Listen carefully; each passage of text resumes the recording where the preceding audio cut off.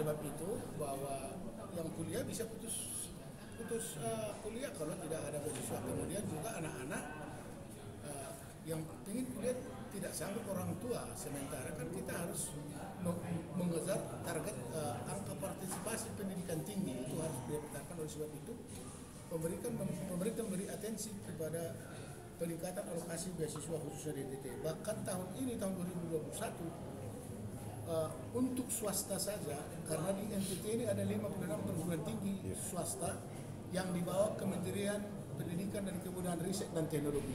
Lebih dari 50 miliar kita salurkan. Oleh sebab itu, saya harap lembaga kita ini, sekolah Nusa Bunga Floresta ini, ke depan akan kita perhatikan, karena saya dengar tahun ini agak kurang beasiswa. Tahun depan akan kita usahakan mereka untuk mendapat, anak-anak di kabupaten ini mendapat alokasi beasiswa yang lebih besar lah. Kemudian karena syarat-syaratnya sudah ada di internet, syarat-syarat misalnya kalau ya karena kemampuan orang tua ada surat keterangan tidak mampu dari ini, dari desa, macam-macam lah itu. Dan saya sudah minta nanti kepada pimpinan di sini bahwa mereka mempelajari dokumen yang dipersiapkan, kemudian melakukan sosialisasi kepada masyarakat. Begitu beasiswa kita salurkan bisa terserap, karena ada sejumlah juga beasiswa tidak terserap karena kemampuan daripada lembaga untuk menangkap itu, karena biasanya diberikan batas waktu kepada kita. Oleh sebab itu, salah satu treatment kita untuk mendorong untuk membesarkan lembaga ini, karena lembaga ini resmi, terakreditasi dan bagus. Tentu saya berkepentingan sebagai pimpinan LDIT untuk membuatnya menjadi semakin bagus ke depan. Oleh sebab itu, saya harapkan anak-anak dari Nagakeo silakan kuliah di sini, lembaga ini lembaga resmi dan sudah terakreditasi, dan kami sebagai pemerintah dan kami akan memperhatikan dalam pengalokasian beasiswa khusus kepada tentu dominan kepada misalnya orang tua yang kurang mampu. Kalau sudah mampu tentu saja dia tidak bisa. Dan itu kuliah ada macam-macam beasiswa, dan kita akan arahkan ke sini untuk meningkatkan jumlah mahasiswa kita yang menerima beasiswa. Itu harapan saya ke depan. Lalu satu lagi Bapak, terkait isu, minta maaf Pak, kita selama ini ada isu miring terkait dengan STKIP, terkait legalitas. Apakah benar Bapak, legalitas tidak ada? Yang jelas izinnya ada, akreditasinya ada. Siapa bilang masalah kalau ada persoalan pribadi kami tidak urusan. Tapi dari saya kan kepala inti udah 15, perwakilan pemerintah ini lembaga jelas ada izinnya, bahkan terakreditasi, maka tidak ada, kalau dia tidak legal saya kira datang. Sehingga bisa mendapatkan beasiswa. Oh iya, bisa. Cuma biasanya kita minta yang beasiswa sekarang makin baik akreditasinya didapat lebih besar, termasuk jumlahnya. Kalau misalnya akreditasi A bisa bikin uang kuliah 10 juta per tahun, 25 juta per tahun. Kalau akreditasi B hanya segini, akreditasi segini.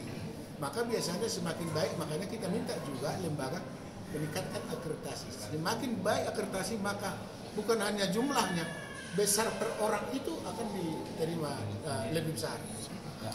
Dan yang dibiayai beasiswa itu bukan hanya uang kuliah, termasuk biaya untuk biaya hidup mahasiswa. Maka waktu kemarin rapat kita juga dengan Inspektorat Jenderal. Biasanya untuk mahasiswa itu disalurkan ke rekening mahasiswa, sedangkan untuk lembaga SPP-nya kita salurkan kepada rekening lembaga yang bersangkutan. Jadi kalau bisa saja itu ada isu apa, tapi itu bersifat pribadi, tapi yang jelas lembaga resmi dan merupakan salah satu perguruan tinggi yang terakreditasi di NTT dan tidak perlu diragukan. Makanya saya bilang tadi, silakan kuliah di sini, karena seperti saya katakan tadi dalam program MBKN tidak harus ke Jakarta, dari sini bisa mengikuti kuliah di mana saja sekarang.